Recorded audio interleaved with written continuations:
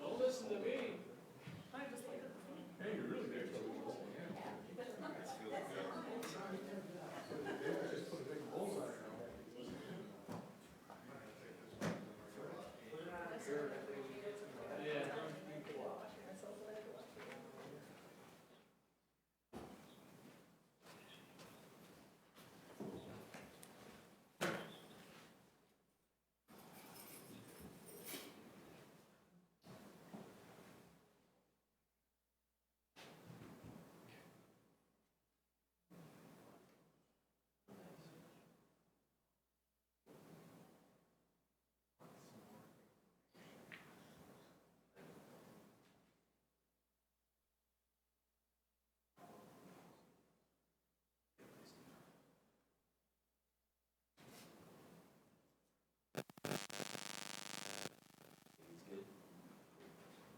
Council, if we can get those mics green. We are 1 minute from the 30 mark.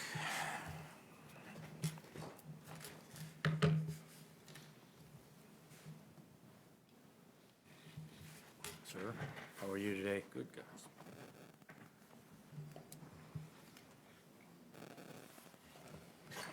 My wife told me, you need to start bringing her filter. All right, the clock has struck 30. If we could please rise for the Pledge of Allegiance.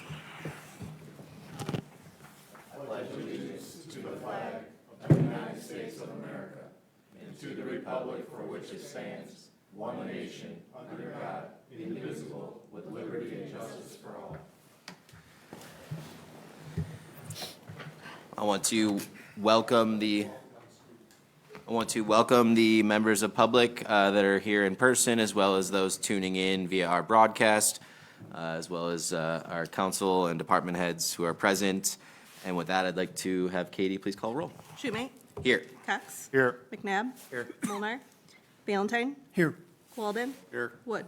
Here. We have one absent member who I heard may be walking in as we speak. For the sake of operational flow, we'll seat him when he arrives. Is there a motion to excuse Councilman Molnar? Motion to excuse Councilman Molnar. Is there a second? Second. See him in a couple minutes. Katie, please call roll. Cox. Yes. McNabb. Yes. Schumate. Yes. Valentine. Yes. Walden. Yes. Wood. Yes. With this, we'd like to open up to public comment. Is there any members of public that would like to address council this evening? Going once, going twice. Okay, that closes our public comment section, and that brings us to the crux of our agenda this evening. This evening, our public notice highlighted the focus of tonight's discussion, which is around reviewing and discussing the Parks and Recreation Department. Council, I'd like to call in attention your packet, which contains a variety of information. I think that is very useful for tonight's discussion. I'm going to stop there before I summarize. And is there a motion to seat Councilman Molnar? Motion to seat Councilman Molnar. Motion by McNabb. Is there a second? Second. I'll go ahead. Second by Wood. Ladies first. Katie, call roll whenever you're ready. McNabb. Yes. Molnar. Yes, please. Schumate. Yes. Valentine. Yes. Walden. Yes. Wood. Yes. Cox. Yes. Great. Council, in your packet, just to kind of highlight a summary of what you have, number one, I had put a report in your packet that highlights some information that we gathered from former Parks and Recreation Director Goris, as well as discussions with other parties, including City Administrator Blackburn, Couple things I want you to be aware of. For operational continuity, we have an out-of-office reply on her email, which directs all inquiries to Mike and includes his cell phone.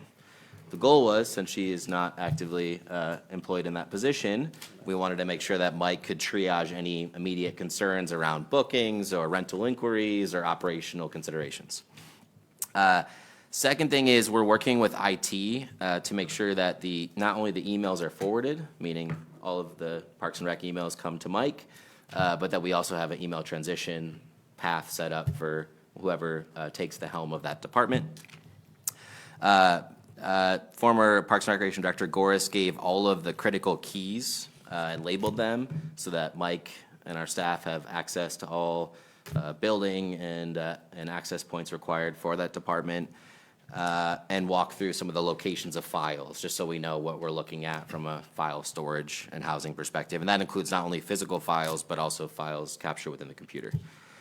So that's kind of one summary I want you to be aware of. The second was we had discussed with council previously that we need to have a good grasp on, since we're sitting here today without a Parks and Recreation Director, a good grasp on what happens over the course of a given week within Parks and Recreation, and most importantly, what's happening this week and next week, as we don't have somebody sitting formally at the helm. So also in your packet includes like a summary document from Tammy. That's the first document in here, and it shows you that there's a regular cadence of activities happening at the community center, from exercise classes to other regularly scheduled meetings and rental commitments. So that's kind of one thing I want you to consider.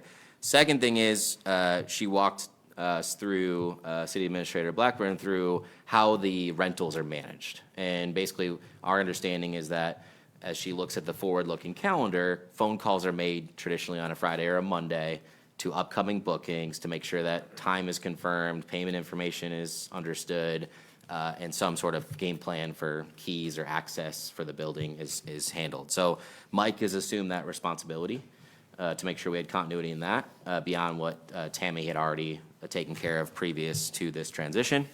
So that's the first document. The next document I'll call your attention to is around the minutes for the Recreation Commission. Obviously, there's two elements of this. One is our commission member number is very low. We had some resignations, so we'll need to talk about that more broadly as council. But two is this gives you a scope of what Tammy had planned to cover with the Recreation Commission. And you'll see in there music in the park, marshmallow drop and Easter planning, and other tactical items.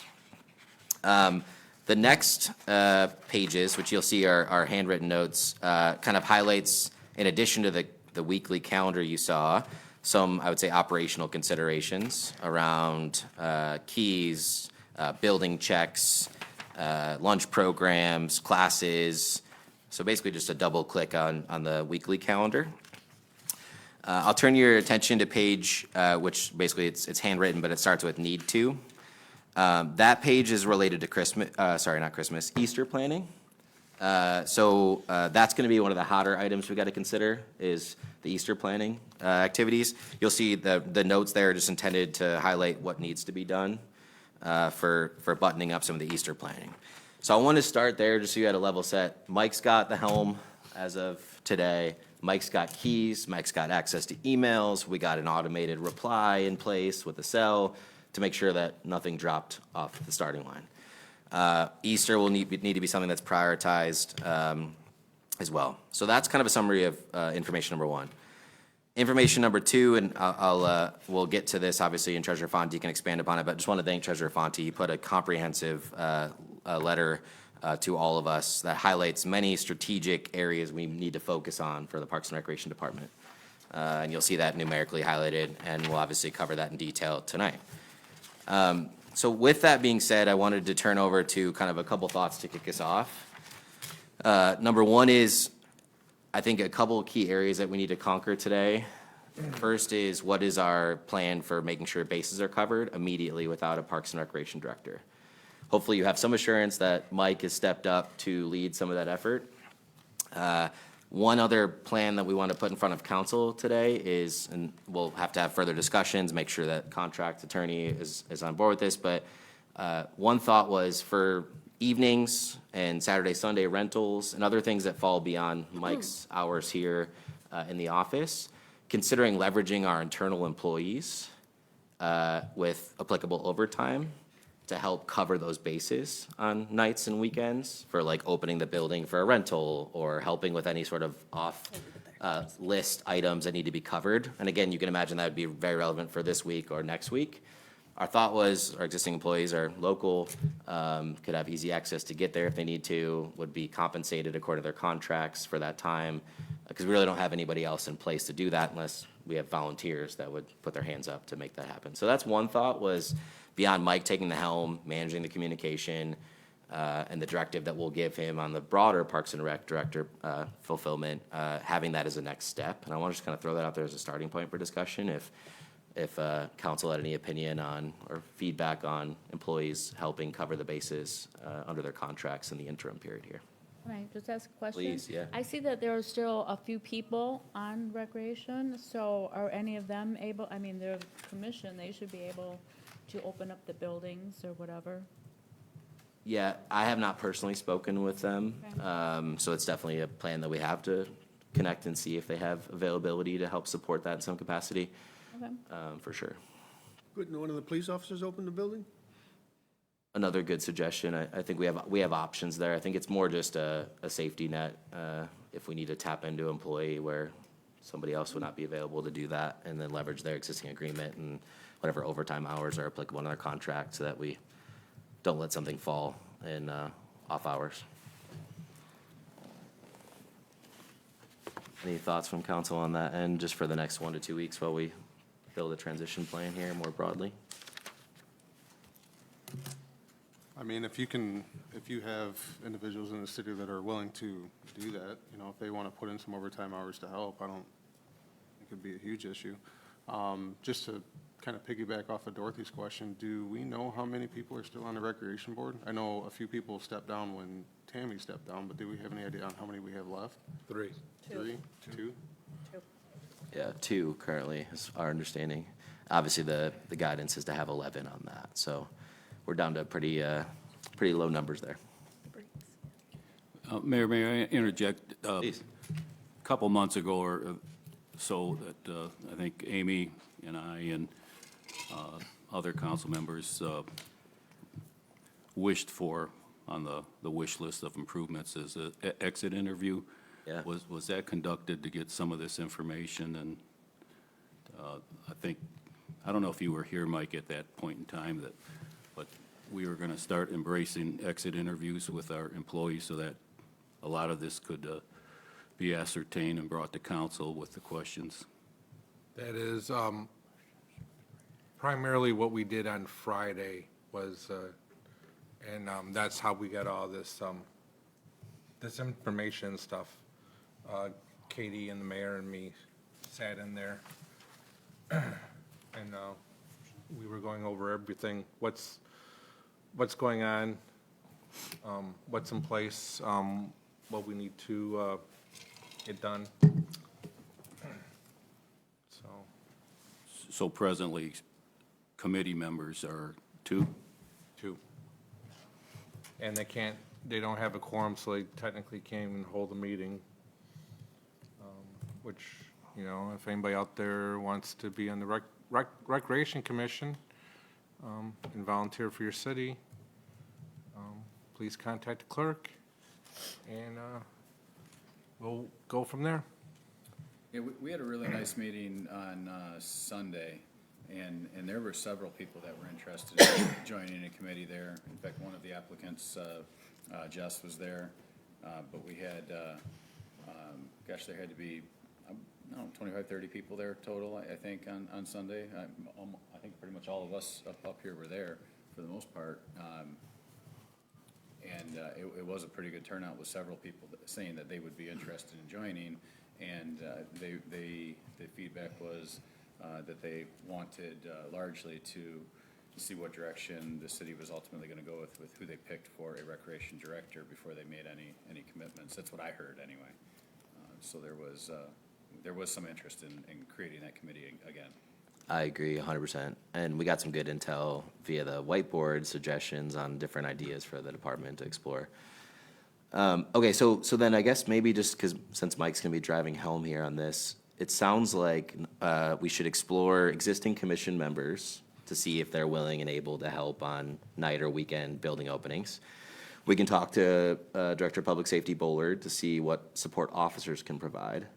If 1 and 2 are unable to cover the base, is there any objection in council for Mike exploring tapping into our existing employees over the next 1 to 2 weeks to satisfy any needs if they arise, if we can't get commission and/or police support?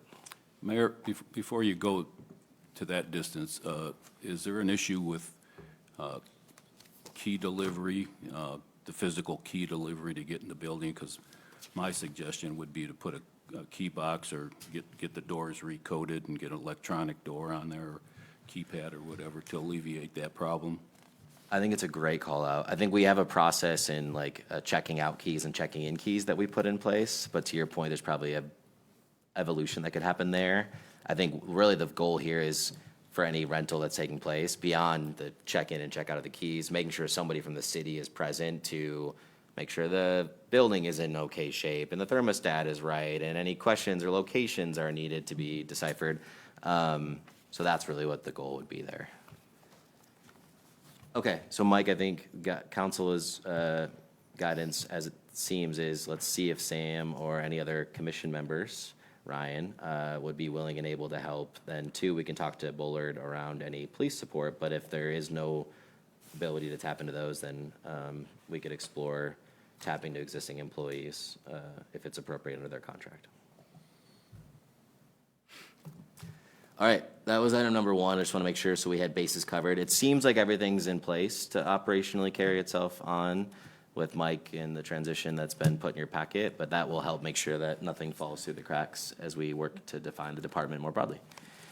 I thought a nice starting point for the broader discussion was to use Treasurer Fonte's letter and maybe just go item by item together, because then we can basically say, what is the considerations on actions for each of these items, the directive from council, and then we can say what data or information do we need, and then we can segue that to the broader future of the department.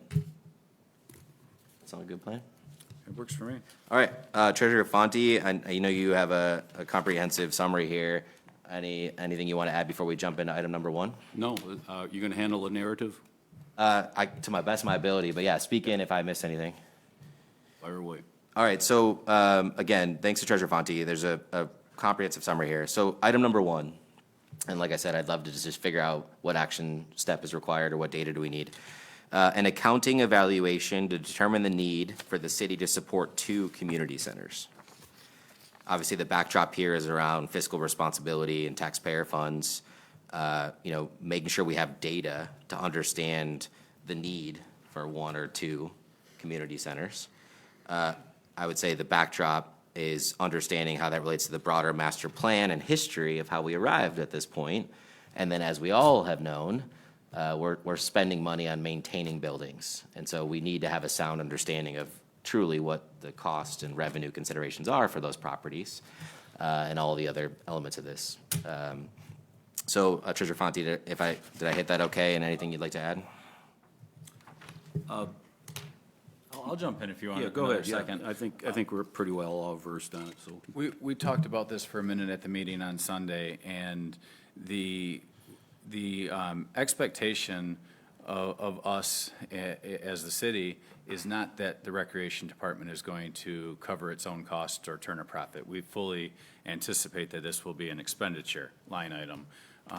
But responsible fiscal planning requires us to know at the beginning of our budget year, we have to have a approximate expenditure that it's going to cost. So we need to know the condition of the building.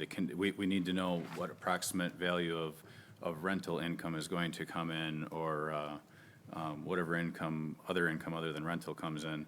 We need to have that for budgetary preparation and likely expenditures.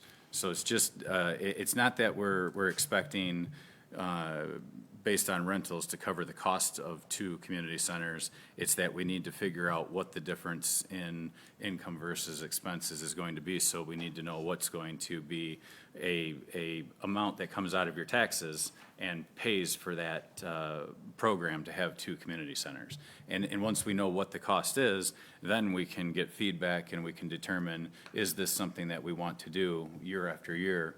And spending that to sustain 2 places. And so I think that just to add a little bit of a conversation to it. I love that. And what I would recommend as a next step for consideration is having our finance department, Amy, and your partnership, Treasurer Fonte, with City Administrator Blackburn, work to gather all the data so that we have the, to your exact words, actual cost to revenue considerations, include some of the itemized spends we've had to incur on maintenance and other elements so that we can really dissect this as council. I'd like to add the history of this so that people aren't aware of how we got here with 2 buildings. And to the best of my research, in 2014, there was a master recreation plan developed. We had 1 Talbert Center. We were operating that under the guidance of a recreation director and 11 commission members. And there was a vision set out, a mission statement, and so on and so forth, and vision to the future. There was never, ever a need or a mention of a second facility. St. Victor's came about. It was a Catholic church. It wasn't prepared or designed to be a full-time recreation center with all the environmental issues that go along with it. But what I did know and what I got educated on was the land value and the amount of land that was procured from that real estate. And so for anything, the footprint itself for the land and for the purchase amount seems like it was a value to the city. What you do with the building is secondary. If the building was tore down, the land value itself would far exceed what the building worth is. So as 2016 came along, we acquired it, started using it for the rental. I can't say for certainty with the information that I can gather if both are used 100% of the time. One is not, one is, we're functioning two facilities here.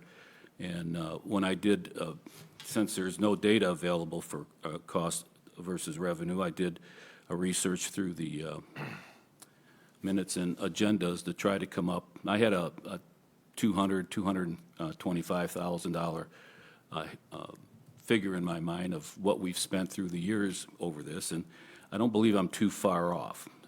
But that's only gathering information from the agenda where there was proposals for architectural fees and designs and concrete and all that. I don't know what the final billing on those were. So there's a substantial amount of money going that way. When I look at our tax base and what we have for revenue spending and everything else, and as an increase in budgetary items go up, our revenue spending goes down, since we don't have a large commercial tax base bringing revenue in. So it's important for the taxpayers that we use our money wisely. If there's a need for 2 centers, great. And like Councilman Molnar said, we're not looking for to make a profit, but I would think that every taxpayer would like to have the facility at least pay for itself at the very minimum. And if there is a need for a second one, that means the first one is being 100% utilized. So that's the backdrop to this, and I think it's important that we get the data because the 2 surveys, one that you presently, this council presently conducted, and the one that was utilized in the master plan, pretty much have the same common goals. That they want something from the recreation department is pretty simple. They want a process that encompasses the whole community, from the young age to the old age and everything in between. That's pretty much the mission statement, and it's a good mission statement. And it's going to take, I think, council members, you're going to be somewhat inundated, whether this is a 40-hour work week position, a part-time position, or whatever. But my underlying goal here is that council and the forefathers before us had this set up as a part-time position. I think the driving force behind all that is 11 commission members. I think the wise people in the past knew that it took a community to run this. We didn't substantially have the money then, we don't have the money now. So it takes the community and the volunteers to do this. So when you're making your decision, you have to think that the importance of the position itself is there, but more importantly is getting the community and having a full 11 commission member that helps drive that director to success. And that will, of course, entertain the success of what the community wants out of the mission. That's about it. Well said. I would say to land this first one, it sounds like we're conceptually aligned. I would say we just formalize it if council chooses with a motion to perform an actual to cost revenue calculation for both facilities that could be returned to council. I agree that that's a good direction. I thought from the conversations that I heard over the weekend that we may not have all the data covered. We may not have taken in all of we may not have reconciled the accounting records on a regular basis, so we may not have the pertinent data. That's correct. So I think it might be difficult for us to task our finance department with that, missing that part of the equation. Might have, I don't know whether we want to make educated guesses. I think if my suspicion is right, because I've asked for this before, I've asked for it under the temporary city manager, Vince, and we tried to ascertain that there's not much moving parts to it to put a real good data-driven thing. Absent that, I think that's your answer. If it's absent that information, it doesn't seem like there's a need for it. Because if there was a need for it, there'd be an overwhelming position on the books and in the accounting of that kind of revenue stream coming in. So I'm not even gonna err on that. If the information's not there, it's not there. And that should govern your answer. Yeah, I think to your point, right, it's being realistic about what we have or don't have. I think at the end of the day, we should be tasking our department with getting everything we do have assembled for council review. And if there are gaps, to Treasurer Fonte's point, that's a good insight to gather. Very well. Can I ask, Yeah. how much did we pay for that building and the land? Was it 75,000? I believe it was 75, and then I thought there was a 5,000 deduct for the asbestos, so it was like 70 grand. Pretty good deal at the time. Yeah, like I said, if the building wasn't there, the land was worth it. I mean, comparatively speaking to your Dairy Queen land, it's a bargain. Yeah. So, Does council want to formalize a motion for the actual cost of revenue calculation to be performed with as much information as available, or do we feel like the discussion is sufficient guidance? Can I Yeah, please. interject? I want to ask council before making decisions, I've been thinking about the recreation department and how it needs to, we need to transform, we need to do more. What I would like to see is, when we get a new recreation director, let's try and get the recreation commission up to staff. Let's have some meetings. Let's develop a recreational master plan where we can have community ideas brought in and on what we can do, and at that time determine if the residents have a need or a want for 2 community centers. And I want the recreation director to create new activities. We may be able to be using the buildings more than we are now, but we're going to need time to get a new director in with a vision of increasing activities at one or both centers. So we can do that later on in the year, do a cost analysis later on in the year after we get a new director in place and see what ideas that person can come up with and what ideas that they have. My only concern with that is I think I understand where you're coming from, but that doesn't give us a baseline understanding of where we've come from and where we're at today. And I don't see the rationale to delay that cost analysis for the sake of forward-looking planning.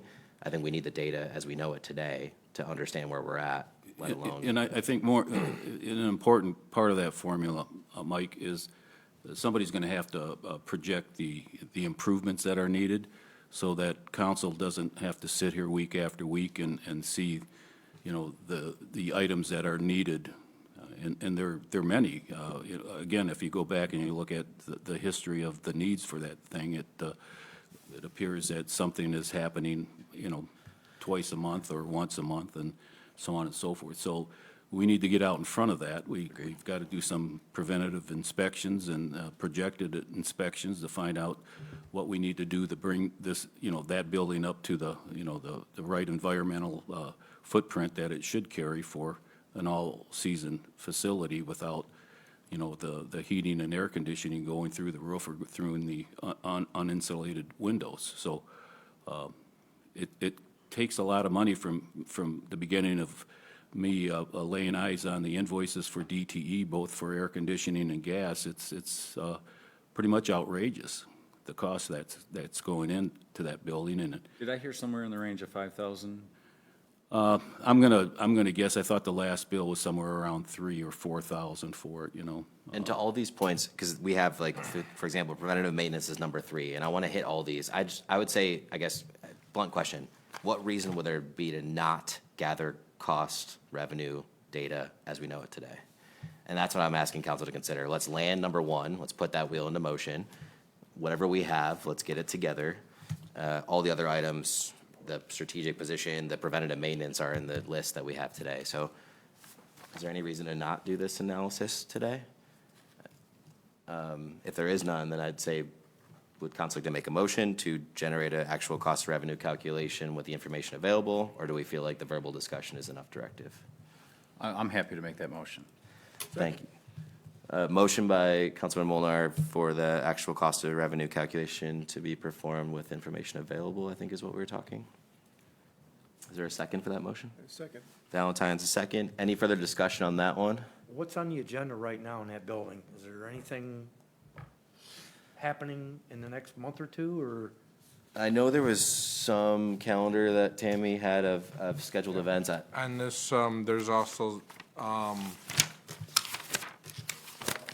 there are some activities that already happened. Karate is at the Cook Center. There's some of the events in the file in the packet are Cook Center related, in addition to like rental activity, and we can, But can they be fit in between? It looks like from Other this, buildings. sorry, it looks like from that list, there's Wednesday and Thursday that have events at the Cook Center. And one thing that we haven't. Monday karate is at Cook Center. Cook Center? Okay. looks like it's a hybrid right now. Sorry, go ahead. Yeah, and I'm just gonna say also, and I didn't mean to interrupt, Art, I'm sorry. No, that's fine. All right, any other discussion on this one? So there's also the basement here that is unused. It's something that just thought we should consider with all the moving parts, and not to make any rash, quick judgments, but just one more thing that we want to keep in our minds. Well said. All right, so That's fine, I was just seeing if we could squeeze Yeah, them in please. between, change the so- scheduling a little bit and Winterize the building. winterize the building. I mean, I think the good news is we can take all the data points, right? Utility expenses, days utilized, revenue or income, minus deposits refunded, all the things that are in this file, we can start to generate with whatever we have. And that way, council will have some level of data understanding as to what's going on with that building. I just wanted to ask, like, for the two buildings, if they're not 100% used, why can't we just move some of the people from the Cook Center to the Talbert Center to fill in all the blanks so that you have, at least one full day instead of trying to do both buildings? I don't know what's scheduled, I don't know how it works, or if there's room for that, but I don't understand why we couldn't just use one building and then, if there's extra, then open up the Cook Center. I think you're spot on. I think these are all the things we should be looking at together. Because if you're only doing an hour a day and you've got 3 other people doing an hour a day, why would you want both centers? Now, I know it works around their time schedule, but still, I think Well, we should maybe, look at that. maybe if you take that into consideration, I think there was a comment on the table here, it just winterize the Cook Center, shut it down, move everything to the Talbert Center and operate out of that until we could, the council could make a decision based on the data coming in. That'll reduce the revenue stream going there for utilities and heating the building if it's only 20% used. I think it's a really good discussion item, and I think, Mike, if what you could do is take a look at, like, is it feasible to just start consolidating all the events that exist under that one roof for the sake of winterization of the other building until we have more data and a plan? Got a whole basement you aren't using down here. Exactly, yeah, with comment about basement was made by a council member, so. Any other discussion on this item? What does it mean, Monday, Tuesday, Wednesday, Thursday, there's a lunch, and there's a name, Annette? What does that lunch mean? That is Meals on Wheels, and Annette's the one that runs the Meals on Wheels The meals are program. delivered to seniors? Yes. Okay. But Mike, I think that's a good set of guidance from council, is take a look at the existing calendarization. If you can consolidate under one roof or leverage the basement or other means, then that would enable a path to consider winterization of one of the buildings. So there was a question asked to me, and I don't know how to answer it. I think I have the answer, but is the Meals on Wheels a rec department sponsored? No, they are Wayne County employees. It's sponsored through Wayne And they County. utilize what section of that? They are in the Talbert Center, and they Just the kitchen? mainly just utilize the kitchen for preparation of the meals to be sent out to the seniors. And for that purpose, do they have their own keys to get in, or do we have to? All right, great discussion. We have an active motion that's been seconded. Any other discussion on the cost analysis? I was just gonna ask, are, any seniors inside the building having lunch, or it's just Meals on Wheels taken? Just Meals on Wheels. I just have one last item to mention on this. For the residents listening and watching, I think our intent is to continue to build the recreation department up and offer more stuff. And you're hearing us talk about saving money on the expenditure line items, but please don't get the illusion that we're trying to reduce the programming with the recreation department, because I think quite the contrary. Our intent is to grow the recreation department, to hit on what a few people have said up here, to hit the age groups from the kids to the all the way to the seniors, and make sure that there's plentiful events. So our intent, I believe, is to grow the organization, not reduce it. It's just a part of the programming that we have to make sure that we're spending our money wisely, and I just wanted to make that one point. 100%. We got a lot of great ideas on Sunday and so many more existing from Legacy, so agreed. All right, any further discussion on the cost analyses? Katie, please call roll. I just want to be clear, the motion was to perform a actual cost revenue calculation for the Cook Center or for both centers? Both centers. Both, okay, just that, good, glad I asked. I think for the recreation department as a whole, with respect to the facilities that they use, yeah. Yeah. So Cook Center, Talbert Center, and entire recreation department? Yes. Is that motion supported as it was seconded? I did second that, yeah. No, just to make sure that we're clear, is for both centers, okay. Great. Katie, please call roll whenever you're ready. Olnar? Yes. Schumate? Yes. Valentine? Yes. Walden? Yes. Wood? Yes. Cox? Yes. McNabb? Yes. All right, motion carried. So that'll be, Mike, something that we'll work with Finance Department on to assemble all information, and then we can get that back to council. Item number 2 on the list was a review of the rental rate plan and various other charges. There's an enclosure of a council meeting back in July of 2021. At a high level, it's thinking about the rate, structure that we currently have. It was established on July 12th, 2021. That's information is included in your packet. And making sure that we take a critical look at that and obviously tie that to the cost analysis that we just discussed, as well as present-day rate structures to consider. So Treasurer Font, anything else you want to add on that one? No, except just make sure that council is aware that on the bottom of the rate page, there's 5 notes. I believe they need further definition to it because it's open to some aspects of undetermination of what it means. And secondly, I'm not aware, maybe there is a term of condition when you rent this building to the renters for what it could be rented for, or the condition that, other than verbal. Does anybody know if there is such an instrument that we use here, that when we rent our facility out, as far as the insurances and liabilities and, There is a rental agreement, it's about 4 or 5 pages long. I just sent it to our city attorney to look at to make sure everything is up to have we snuff have we on been it. utilizing that? Yes. Okay, great. Yep, all the rentals that Tammy has gotten right now, all have a signed rental agreement that's in the office.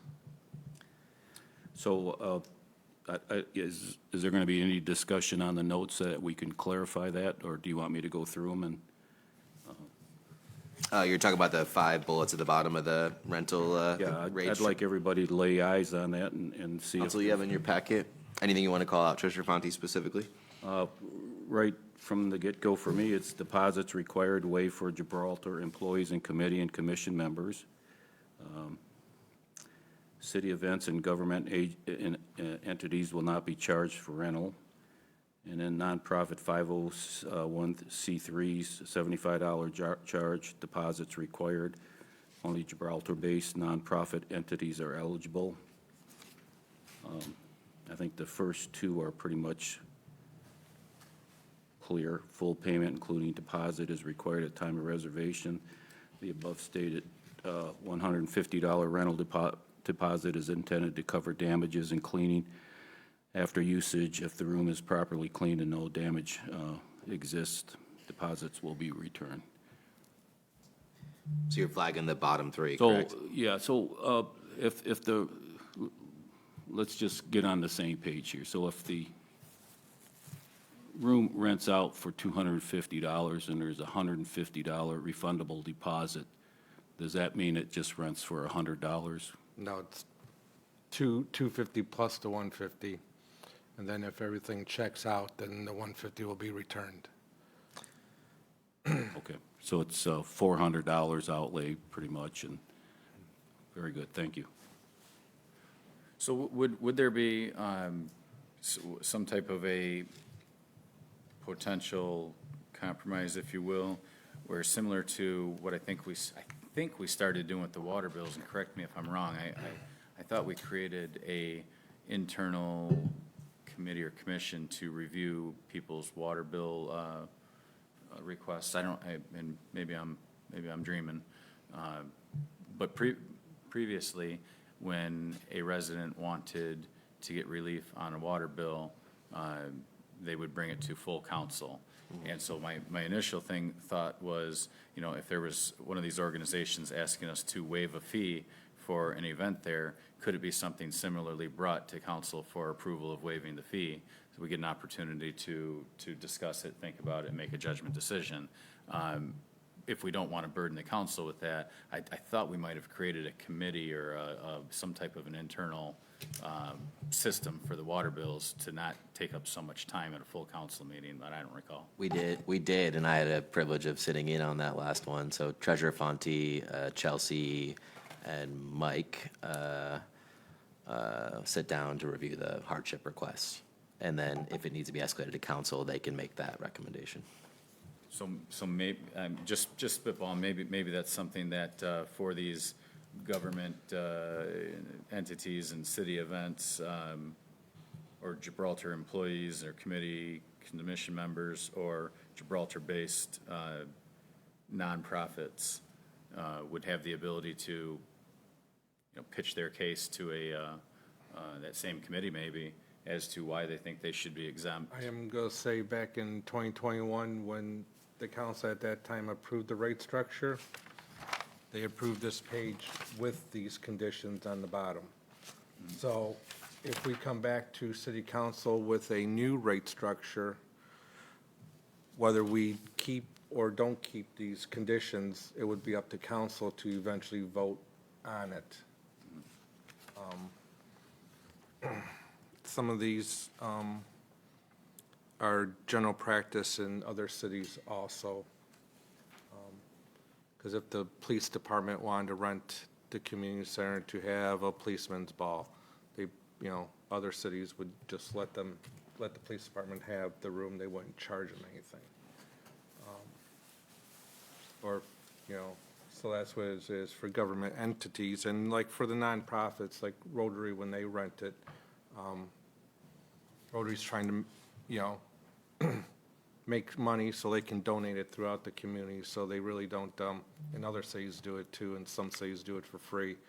They just let them have the space and don't charge them much because they're not trying to take away from their profits to where they can help out in the community. It's part of the city giving back a little bit. So usually for 501c3s, that I've been doing my research, and there's usually an agreement made between the the nonprofits and the city to offset that footprint, other than just a carte blanche. We're going to hold this event per the agreement, and the charity goes to some entity in the community. So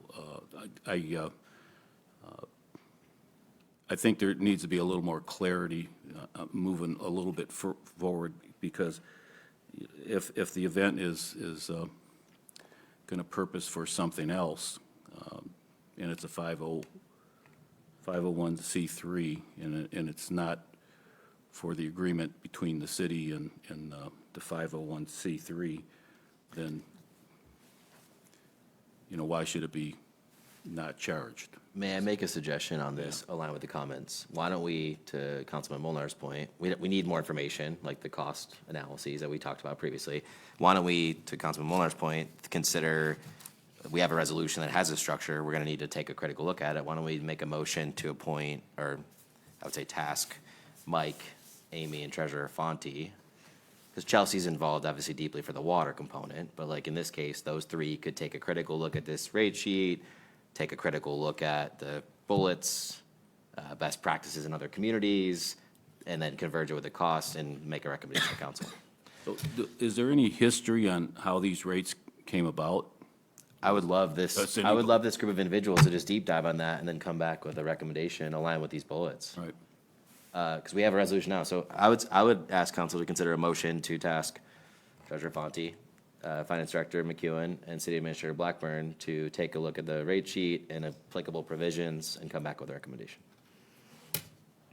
if you see fit. I'm on board with that. I think that's the next logical step. Okay.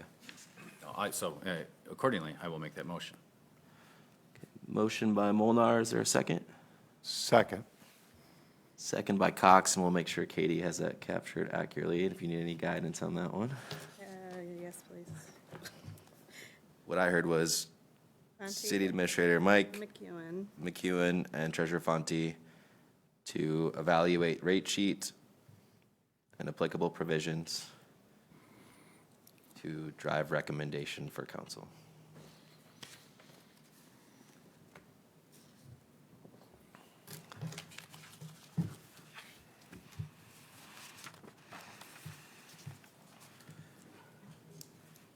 Any further discussion on that topic? One, Yeah. this is to City Attorney Bologna. I had to get you involved. Is there protocol for what I just spoke about the 501c3 so that we have something on record between the two entities so that there's not an IRS issue or anything like that? Do you know of? No, not in this instance, because what you're doing is giving them a waiver because they're a charity to pay a fee. So it's not like we're saying pay the fee and it'll be tax deductible in any way. It's different, like if you donate a gift to the city and then we have to write them the letter. So This would be like any organization, any rental company just saying, because you're a 501c3, we're gonna give this to you for free. So I guess so that we don't have to do too much homework, would that, the way this stands on this rate sheet, is that good enough? On the 501c3? Yeah. Yes, it's good enough, but it's gonna be, I guess, up to council if they wanna modify that in any way. They could do however they see fit at this point. So the one thing I'll say too on the rate sheet, since, we're talking about it, it's attached to the contract that's presently drafted. I'm going to modify the current contract as drafted. I saw it earlier today. I did a quick read-through. It definitely needs to be beefed up a little bit as far as indemnities and waivers and all the other stuff that's in there. So I'll handle that part, but the rates and everything else is gonna be up to council. Okay, so Awesome. would all the notes then go towards the contract you're amending then? They will be incorporated because right now it's not even, it's hard to tell, so what I have is a scanned document, and there's 4 pages to the contract, we'll call it, and then there's just this price sheet on the back of it, so I don't know if it's an exhibit attachment or it just gets thrown in there with a packet of some kind. But Okay. we can make it an official Yeah, why attachment to the why don't you take contract. that part of it, and then we'll concentrate on the rates, Perfect. okay? I love that. Great call. Thank you for taking a look at that. Of course. Any further discussion? Katie, please call roll. Schumate? Yes. Valentine? Yes. Walden? Yes. Wood? Yes. Cox? Yes. McNabb? Yes. Mulnar? Yes. Motion carried. All right, awesome. So that's a path for number 2. Number 3 is facility preventative maintenance inspections and fire marshal certifications. As Treasurer highlighted, there's been identified concerns around the lack of maintenance or inspections on a regular basis, the annual preventative maintenance or periodic inspections required for safety and fire inspections of all city-operated buildings. So we want to make sure we have a program to address that. Anything you'd like to add, Treasurer Fonte? No, but I think, along with the inspections, we'll call them building inspections, the fire marshal or the fire chief inspections, I think it's paramount. Agreed. And like I said yesterday, all our buildings, inclusive of this, should have that inspection certification on it. We occupy it, the public occupies it, and the last thing we want to do is have a facility that has a issue with it and it's not certified. So I'd like, Mike and I have talked about this, so I'd like council to lay eyes on this and seek a resolution so we can get this going as quick as possible. I agree, and I think the good news is, City Administrator Blackburn, this is your wheelhouse as far as professional expertise on preventative maintenance, so I know there's a lot of information we need here, but I would defer to you on coming back to council with a recommendation, obviously with your DPW oversight on what you think the priority inspection program would look like, acknowledging these items. Mike, are we prepared in-house with our fire chief currently to do this, or do you have to do a further investigation? Well, as I've been in the buildings, I've been briefly going through them. They took care of a few things, but right now I didn't see anything major. One thing I will have, we can have the fire chief do is, I don't remember, and I may have missed it, the occupancy for the rooms for, per fire code. If I don't, when I go back through, if I don't see one, we'll task the fire chief of going through and having the occupancy for the rooms, because there's 2 different rooms. There's a small room and the big room, for rental purposes, so that people don't exceed that for fire reasons. So just so we're on the same point, because I think we're diverging here, you're doing we'll call it a facility inspection. I'm calling for a fire chief inspection of the building, where a fire chief will not only go through this building, he'll go through the DPW building, Oh, yeah, for No, I'd have various him make a- purposes, but I'd my have him do a my whole question round. is, are we capable here of doing that in-house? Is our fire chief at that standard where he can make these inspections, or do you still need to do some homework to find that out? Currently, he is doing inspections, and I am doing my homework on other things too. So he is certified to do it? May I interject? So for certified fire inspections, I believe you have to have a certified license to do that. Yes. I don't know that our chief has that certification. If you're wanting to get down and dirty sort of fire inspection, I would almost recommend enlisting like a third-party service to come in and do that. I've come to when I've done my homework, in order for me to find that out, you have to enter into the smoke system. And that takes passwords and credentials to get in there that we don't have. I've also done some research where, like you said, it's usually a third party that comes in, a fire marshal certified by the state of Michigan to come in and inspect the buildings and tag them and so on and so forth and make recommendations. So I would take that under consideration when you're doing this, but, you know, to get this pony on the road and marching off, we either have to kind of come to the conclusion that we can do it, or simply speaking, we need to farm it out. Yeah. Yep, me and the Director of Public Safety are actually looking into it at this moment. We just haven't finalized it yet.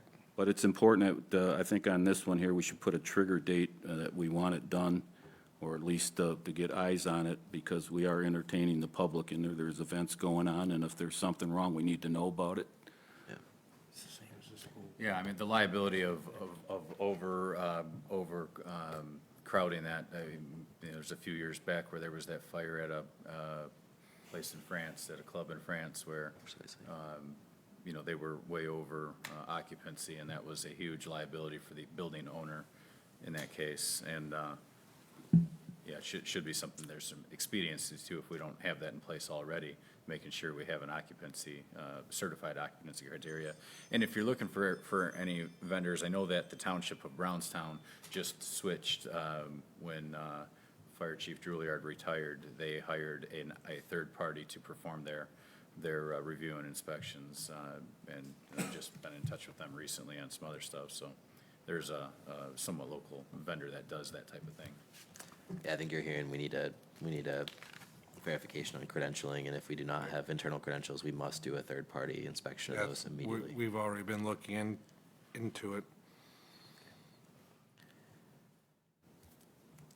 All right, so it sounds like then you're going to verify that. We need, does council want to put a motion in place for any sort of time element, or when we trust that we'll have an update by? I think the request was a date specific. Yep, right? agreed. So council has the floor to a motion there if you want to put a timestamp on that.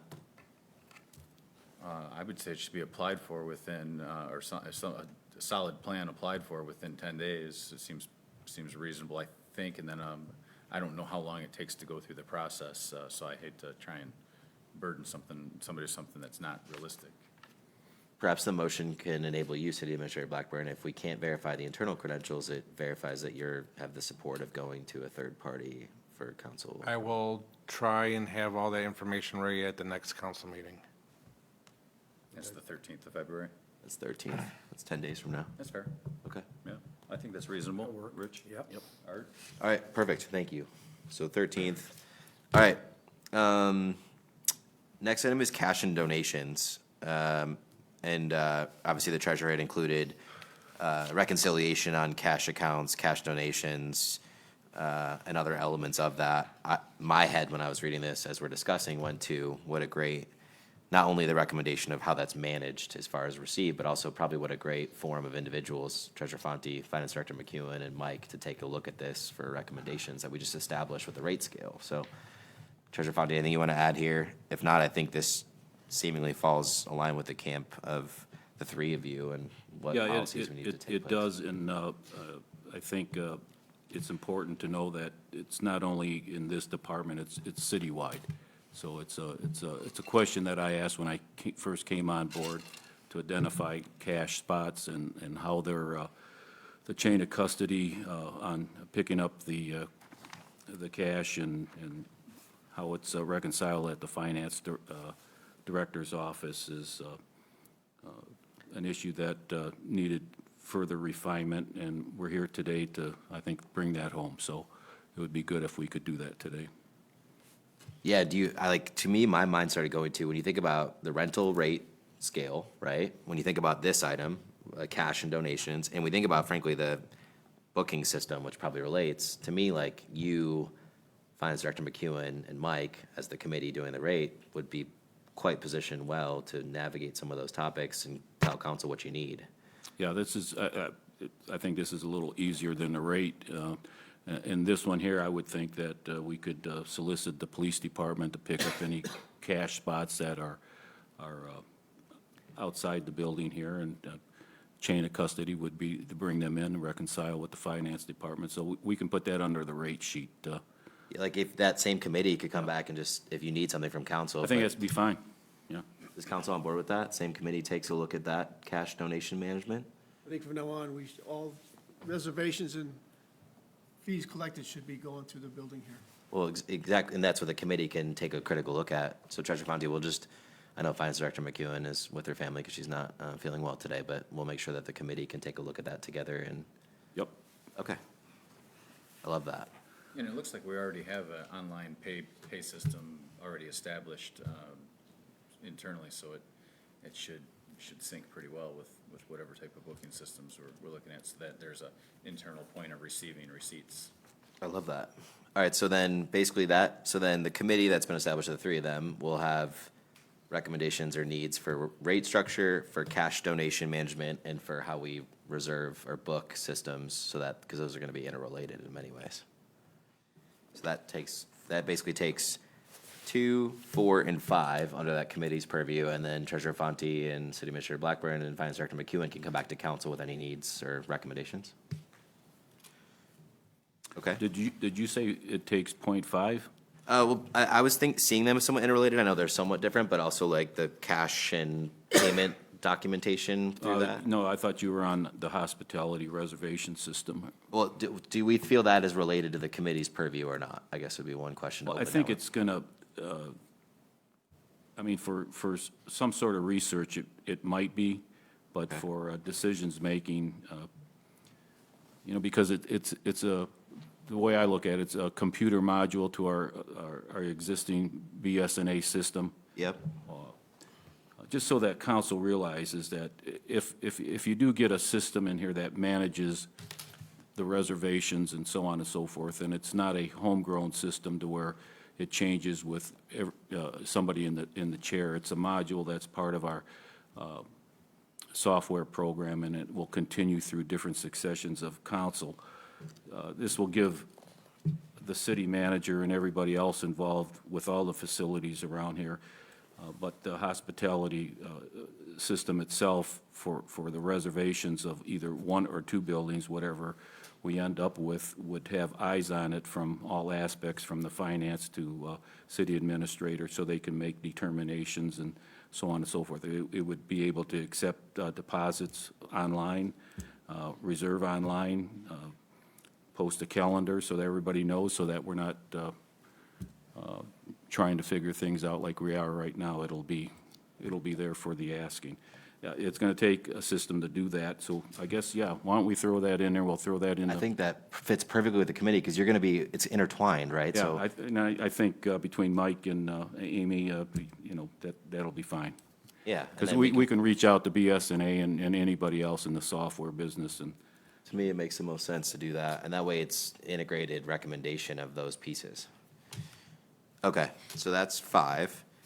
On the Recreation Department mission, I don't know how many of you got a chance to take a look at the 2014, 2019 master plan from former administration, but I liked the mission in there a lot. I know Treasurer Fonte had read it out when we were chatting. I didn't see any need to alter that mission.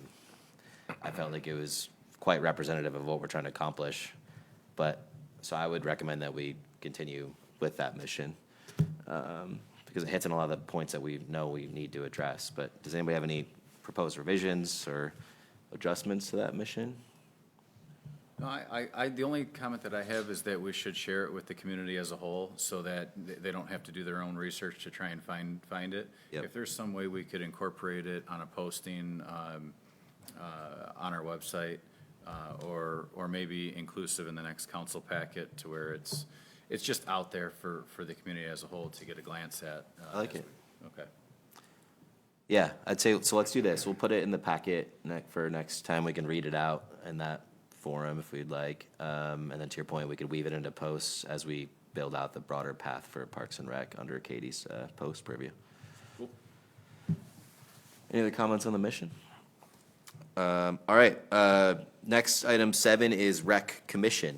I think we've made it very clear that we are very low on our commission representation. I agree with Councilman Molnar. We have seemingly individuals that would love to be involved pending the direction of the department and the leadership within it. So I think my two thoughts are pretty simple. One is, I think it warrants the establishment of the broader leadership and structure to then understand commission volunteers. And two is, per the earlier point, if we want to alter the position or the commission number, that's ordinance language, and council can do that. And we can work with our attorney accordingly.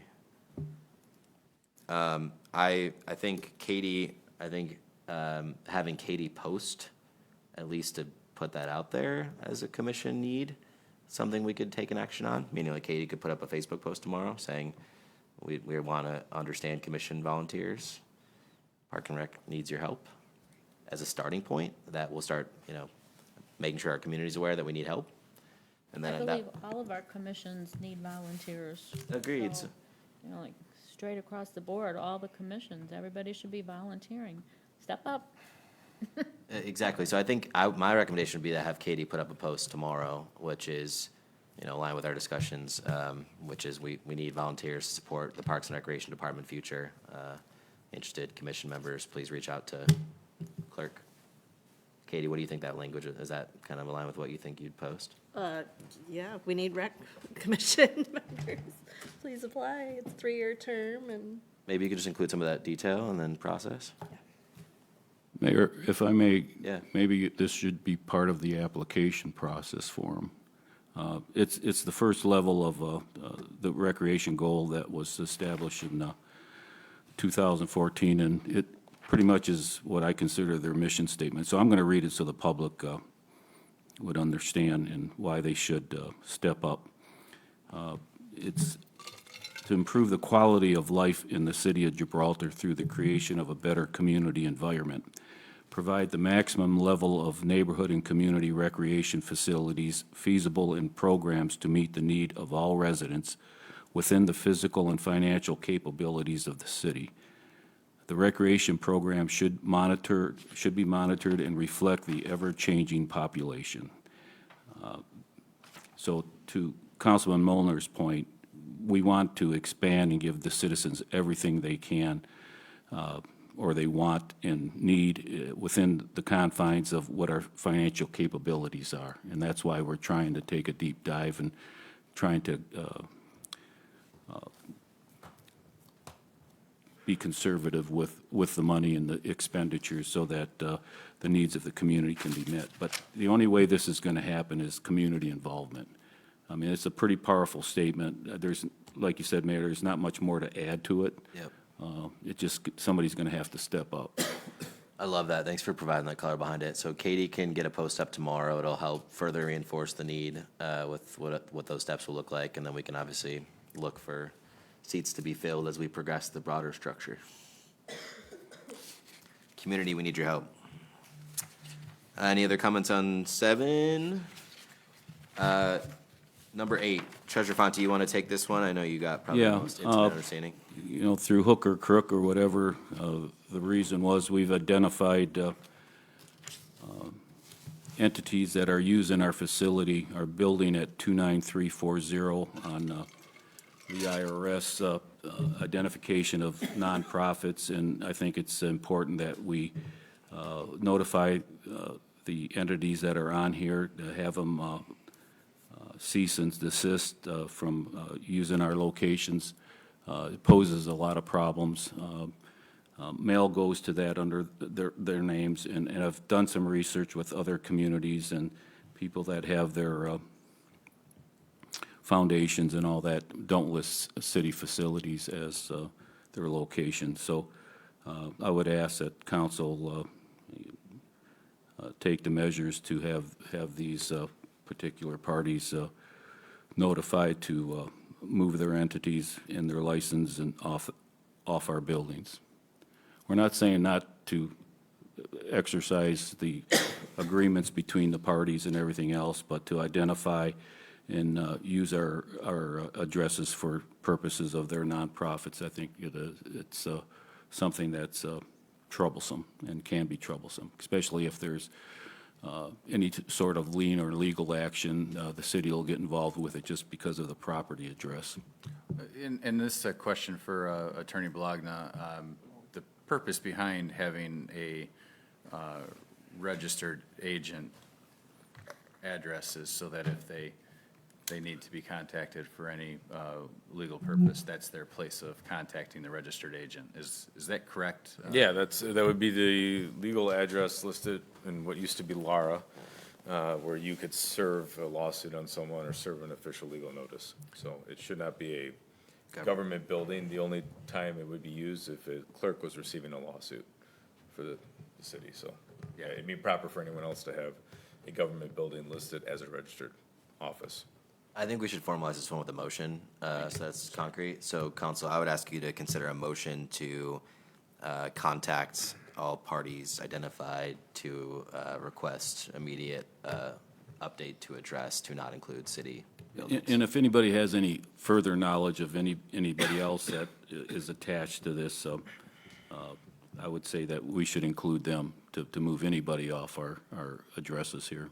Yeah, and you know, there's options, easy options, PO boxes and others. It's just a means of mitigating the liability on the city for no reason. Yeah, and I don't think that you can use a PO box for a registered office, but there are services out there that will, for a small fee, be your registered office that can accept service for you. So it's not a big deal. Doing some research in the area where I live, all the rotaries around Dearborn Heights, Dearborn, Garden City, Westland, all of them list a PO box as their address. Well, I stand corrected then. That's one thing we were looking into and see what other rotaries in other cities and Goodfellows and everybody else, and they're all PO boxes. Okay. I think the point is just that it'll be an easy fix for those individuals, and it will make sure we're not tied into any inappropriate liability or paperwork relationship. Council, are you willing and able to make a motion just to solidify that for a resolution? I'll make that motion. Motion by Cox, Second motion. second by Sorry, McNabb. can I please get what's your motion? Well, I believe it's to notify the entities listed that city facility addresses will not be utilized, and they need to make the appropriate changes. And they need to supply a notification to us that they are, give them so many days. Apply notification to us that these changes have been made.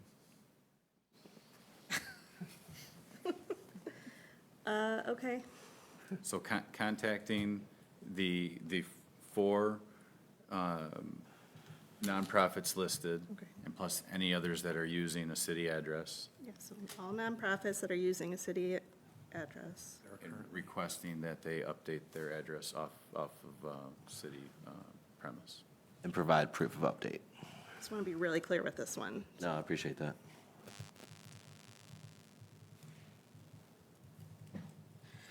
Is this a letter that we would have our attorney draft and send out, or what? I could draft and send, or I can draft and then have city administrator send from the city, and then we could follow up that way too, whatever you guys prefer. Yeah.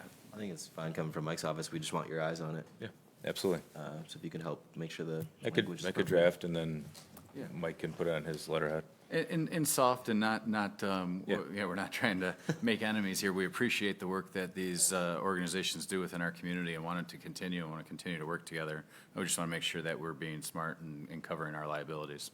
Should be a pretty straightforward and direct letter. Thank you. Katie, what do you think? I know it's a lot of language. You got it? Yeah. All right, so we got a motion, we got a second, we got the language locked. Any further discussion?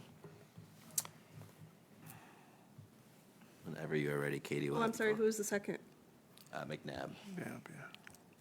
Okay. Valentine? Yes. Walden? Yes. Wood? Yes. Cox? Yes. McNabb? Yes. Mulnar? Yes. Schumate? Yes. Motion carried. Last item on the list, before we can transfer to any broader discussions around the structural aspects of our Parks and Rec, is mail and parcel delivery and pickup. Treasurer Font, do you want to give some color here? Because I think you've been closest. to Yeah, this I mean, it's kind of related to the last item we covered, and so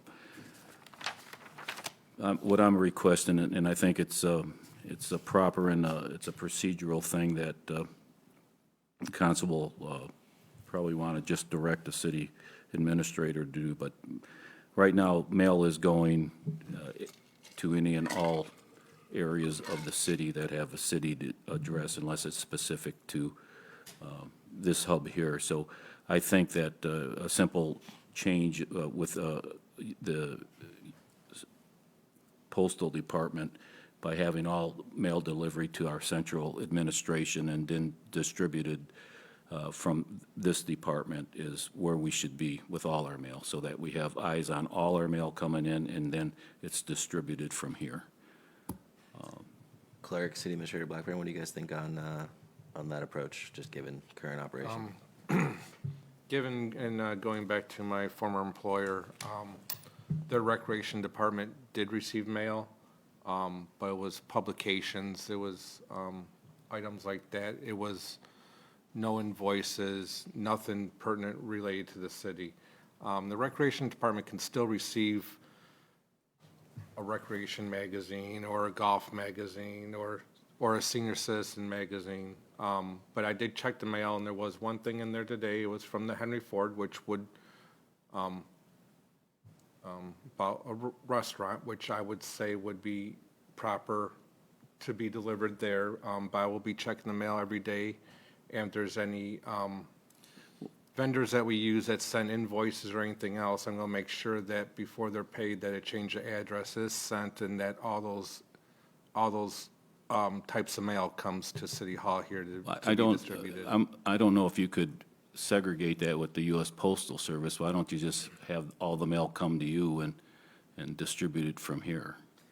I think that's the point. I think that, because then at least you're the central point of seeing and screening that, and if it's a I mean, if it's- recreation magazine, you can still put it in their pile, but then you get to screen it. Get a mailbox specifically for the Recreation Department and have it in the central office here, and then whoever your designee is in the office to segregate the mail according to magazines or whatever, then drop it in that mailbox, and then somebody could take it over. What do you think? That way you're getting the point visibility to what's coming in, and then you can cascade it appropriately. It would help catch if somebody else, just decides to put that as their address and nobody would notice it. And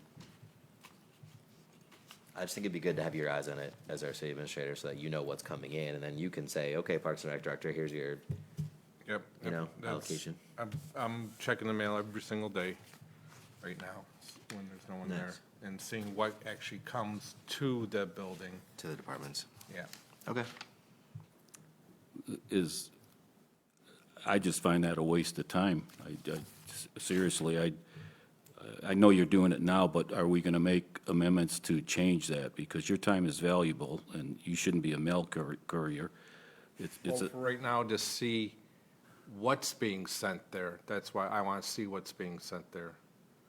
I don't know if invoices, if vendors are sending stuff, I don't know what's getting sent there. yeah, I think it's important now that we have eyes on it, because nobody's going to be there to pick it up. But in the future, my question is, in the future, let's put it in the eyes of a business. A business wouldn't have satellite mail going out to various areas unless it was actually in a different city. So in these hubs like that, you would centralize the mail, you would timestamp it when it comes in, you would distribute it accordingly. And that's what I'm kind of looking for, is for the chain of command here. I think procedurally, that's the right thing to do. If we have a mailing address, there's nothing wrong with the mail coming in here, being distributed, being timestamped. Hopefully, we're timestamping some of this mail, because it's important. And then it gets distributed to the so-called departments. I know we have a mailbox in our office here for a different department heads and different people. And I would think that we could do that here if all the mail came, and then Recreation could stop by here, pick up the mail, and once it's distributed here. But I think I want to better understand the disconnect, because I'm hearing that you will be the central point for doing just that. Where are we disconnected? I haven't heard that we're going to do this. I've heard that we're going to continue to keep going there to pick up the mail. Oh, you're saying change the address from the community center example just- to the just- central office? Yes. Okay, yes. that seems logical. 'cause, Yeah, I Mike, mean, you're gonna be looking at it even anyways. right now, there's, present day, you can do that online with the postal service and change the mailing address to here. All you're saying is switch an address so that you avoid the trip from City Hall to the community center. Yeah, and then procedurally, and for the future, all mail should come here. It should be under the administrator's eyes and whoever he designates as the distributor. Wouldn't that make your life easier if the mail's here versus sent to both buildings? I mean, it would, but I don't see the downside. as I'm out, when I come in the morning, I check it on my way in, does it? Because I don't know, I don't know what gets sent there. I don't know. Well, that's part of the problem that we're trying to solve. Point, I think he's looking for a better control for parcel, mail, and anything. Yeah. If it comes here, the door's open, if no one's there and a parcel gets left or mail, it'll get left right here in the city building. You should have eyes on the mail. Yeah, so Mike, I don't see any reason why you wouldn't want that to be sent all to one location if your eyes are on it regardless, which helps you screen what's coming in versus bouncing building to building to gather said mail. My gut tells me we already have a policy and procedure manual that this is probably addressed in. And I would imagine that as the city has added buildings, we don't update our procedures to permit mail to, I'm sure that we have a central location at City Hall, it's where we collect the mail. It's just incorporating the other buildings' mail approaches into our central Yeah. system. I don't see any reason why you wouldn't do that. Unless I'm missing something. Okay, I would recommend we do that. That way you have one point of contact for the mail centrally. Okay, that was our list of major, I would say, areas we need to strategically consider. I think we got good direction on all those.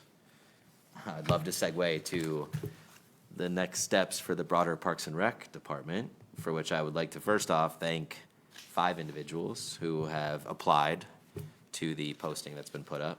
I know our clerk has been centrally managing those applications. But I wanted to also check in on where council wants to go with next steps around that process and structure, now that we have a good path to address these areas of strategic importance. I'll say one thing just quickly, that one punchline before we get there. I know we had rescheduled our our next council meeting from the 10th through the 13th at 7 PM. I had a conversation with Councilwoman Wood. I did everything I could to navigate my travel schedule, and I'm not able to be in this building until 8:30 PM that night. The reschedule is 7 PM. So you have 2 options, and I think I'm bringing this up because it relates to our next connection together. One is Councilwoman Wood, as our Mayor Pro Tem, takes that meeting and runs it on my behalf, since I will not be in attendance until 8:30 PM or later. That's option 1. Option 2 is we schedule it for the 17th, which is Monday, since Friday's Valentine's Day, and I'm sure there might be other places you want to be than in council chambers with each other that evening. So that's up to council. I just want to make sure you're aware that I cannot be there at 7 PM on the 13th. So either Councilwoman Wood, Mayor Pro Tem, handles that meeting on my behalf, or we schedule it to the 17th. My inkling would be to have Councilwoman Wood run it and set the schedule. We do have in our charter the ability for her to hand that duty off to somebody else if she's not comfortable with it. So we do have that flexibility as well. So Councilwoman Wood, I think the direction is we'd love to see you in this chair on the 13th Yes, of that's February. fine. Are you accepting that? Yes. All right. Councilwoman Wood will run the meeting on the 13th of February. I want to make sure we're clear there. Okay, so that, I'm only bringing that up so now you know our next connection is 10 days from now as council on that forum. But would love to solicit for input. We have 5 applicants, and we have a Parks and Rec director that we need to pursue in whatever capacity, so I'll stop there. You had something you want to add? Yeah, I was just gonna say, one thing that I thought would be kind of cool was to share with the folks that are here, some of which were here on Sunday, share some of the topics that were brought up, at that. There was a lot of positive energy around that, and like to recapture that, talk about some of the programs that we we're very fortunate to have had for the last several years here and have been well-received and well-attended, and try our best to keep those going at a similar pace, and also capture some of the other things that folks want to see in the future. And a lot of these things were not very costly items. They just require, somebody who wants to captain the team, their time. But they are not heavy cost burden items, many of them. So I did not take a picture of the. Yeah, I got one if you want me to cap some of those. Yeah, if you want to name off some of the items that we've seen up there, I think that would be cool. All right, so this is the list of suggestions from the community as mentioned around opportunities. One thing was movie night in the Bay, so doing like a water-based movie night where you could pull up on your aluminum or boat of choice. Jaws was a film that was recommended to be featured. Christmas pop-up shopping, a band shell to facilitate a structure for band presence. There was a water pad, lighthouse, a teen center, and like kid programming, so taking a critical look at ages, younger kids and teens, as it relates to a center for them to have programs and activities. Permanent ice rink, I know there's a lot of advocacy for an ice rink. A fishing tournament that could be a competition with Grows Eel and Gibraltar, and you could have a youth age bracket or age delineation for trophy or prizes, perhaps that could live in City Hall or whatever structure you wanted to pursue there. Adult volleyball league. Assistance with senior transportation. We talked about the bus already obviously provides transportation for our seniors, but making that robust to make sure we accommodate all senior needs. An annual softball game, and considering that like around 4th of July, where you could have departments in City Hall versus residents, or a combination of that. A walleye drop with bourbon and bonfires, or some kind of New Year activity. Goats, but taking goats to a annual goat day where we welcome the goats upon the goats' presence, if they so choose, based on council. Golf program. So youth and golf education and training, leveraging a lot of the courses we have around the area. 50 and over club was something. It was obviously brought up in context of what had previously been done in the community, but events for the population 50 and over. Dog park, different lighting considerations, like lighting, whether it be the rink or the field or the back of buildings, so broader lights. And appropriate lighting for areas across the community. One thing I really loved was boater safety, hunter safety, gun safety, and working in partnership perhaps with the school district and obviously our own departments to offer training in those areas or formal classes in those areas. I know many of us probably took those when we were little. Generator, making sure we have generator presence at appropriate buildings. Water ball. So those are, I'm just making sure I captured. I think that was the gist of what we had heard. And if we missed a comment, obviously we have this all captured for council, but really cool ideas. I love that you brought that up. Yeah, and talking about Little League Baseball and working with the school district and some of the ideas and concepts that they have too. But there was a lot of energy on the couple of topics on many of those topics. And the next recreation director that we have will have some guidance from us, some guidance from the folks that show up, and then also have the latitude to be able to bring their unique energies and programs that they want to do with support from us, I think. So I think there's a great opportunity. We have 5 applicants. We may get more, but I'm excited to see what the next step is. And I know City Administrator Blackburn, you brought up earlier, like your passion on the opening of like different events, a lot of which align there nicely. And I know you put a lot of thought into the vision there. So I think what council should think about today is we have 5 applicants. We need to be able to review, perform applicable interviews. And I would just ask that we consider some sort of timeline in front of us, recognizing that we opened up with, we have a path to cover the bases right now. But we should, act with some level of urgency, in my opinion, on what the path is next. And so we have a meeting on the 13th and a meeting on the 24th in front of us. So any thoughts from council on timeline of next steps? Well, procedurally, I think we need to move forward and start the interview process and figure out who that's going to be expediently. Now, does that mean have some interviews on the 13th? Or do we schedule a special meeting for that purpose only? These are just spitballing, thinking about different ideas. Yeah, what do y'all think? Go ahead, I'm sorry, Reed.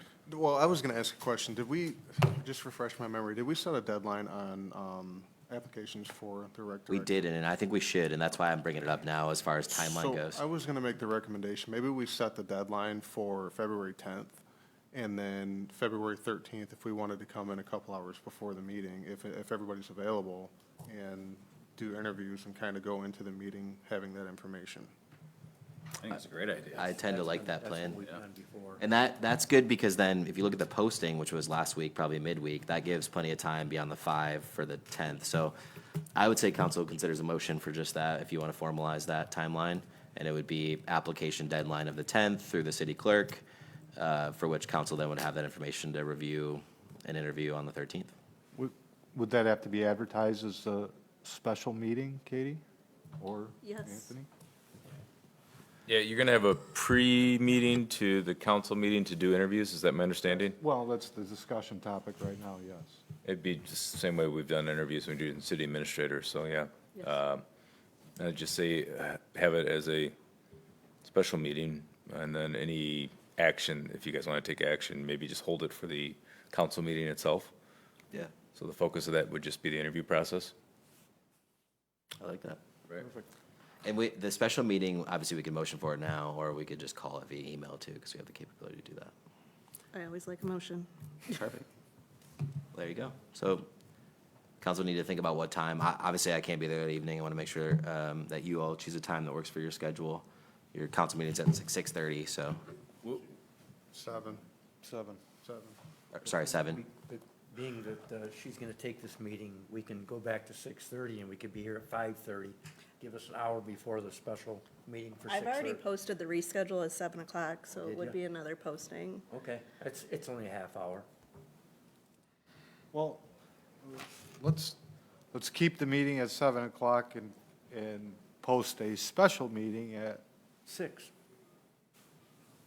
if everybody's available, how about 5:30? I think we need a little more time than just. Probably need more time if you're going to have 5+ applicants, is my recommendation to you. I think so too, Yeah. yeah. I would start, you'd rather be in an area where you have a cushion, so I might even consider starting at 5 or 5:30 at latest. Yeah.